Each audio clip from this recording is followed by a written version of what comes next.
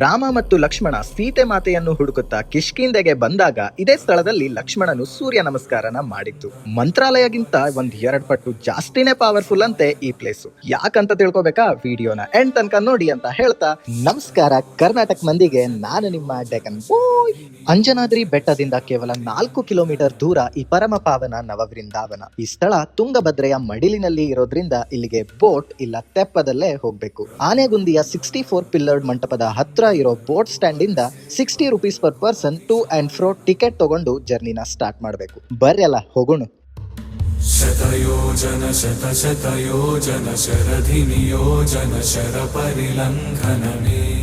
ಈ ಸ್ಥಳದಲ್ಲಿ ಒಟ್ಟಾರೆ 9 ಪರಮಶ್ರೇಷ್ಠ ಪರಮಹಂಸರು ಇನ್ಕ್ಲೂಡಿಂಗ್ ರಾಘವೇಂದ್ರ ಸ್ವಾಮಿಗಳ ಗುರು ಸುಧೀಂದ್ರ ತೀರ್ಥರು ಹಾಗೆ ಭಾರತಾದ್ಯಂತ 732 ಹನುಮಂತನ ವಿಗ್ರಹಗಳನ್ನು ಸ್ಥಾಪಿಸಿದ ವಿಜಯನಗರ ಸಾಮ್ರಾಜ್ಯದ ರಾಜಗುರುಗಳಾದ ಶ್ರೀ ಶ್ರೀ ಶ್ರೀ ವ್ಯಾಸರಾಯರ ಜೊತೆಗೆ ಇನ್ನೂ 7 ಯತಿಗಳ ವೃಂದಾವನಗಳು ಇವೆ. ಅದಕ್ಕಾಗಿ ಈ ಸ್ಥಳಕ್ಕೆ ನವಬೃಂದಾವನ ಅಂತ ಹೆಸರು. ಇಲ್ಲಿನ ಇನ್ನೊಂದು ವಿಶೇಷ ಅವತಾರತ್ರೇಯ ಪ್ರಾಣದೇವರು, ಅಂದ್ರೆ ಒಂದೇ ಶಿಲೆಯಲ್ಲಿ 3 ಅವತಾರಗಳು. ತ್ರೇತಾಯುಗದಲ್ಲಿ ರಾಮನ ಸೇವೆಗೆಂದು ಹನುಮ ಅವತಾರ, ದ್ವಾಪರ ಯುಗದಲ್ಲಿ ಕೃಷ್ಣನ ಸೇವೆಗೆಂದು ಭೀಮಾವತಾರ, ಹಾಗೆ ಅಷ್ಟದಶ ಪುರಾಣಗಳ ರಚನೆ ಮಾಡಿರೋ ವೇದವ್ಯಾಸ ಋಷಿಗಳ ಸೇವೆಗೆಂದೇ ಮಧ್ವ ಅವತಾರ.